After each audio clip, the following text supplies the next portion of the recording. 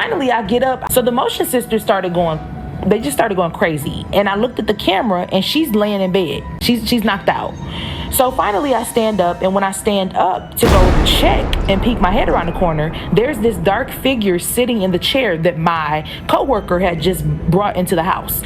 Can't make out if it's a man or a woman just yet, but it was a very dark figure, and I heard stomping, but it didn't sound like feet. And then I look over and it has like this cane in its hand, just stomping it on the ground, on the floor. So finally I get up, I run over to my duffel bag, and I get my Bible out, and I get to praying, and it's just sitting there looking at me like, and I said, so you just not gonna go? Like, you just not gonna leave?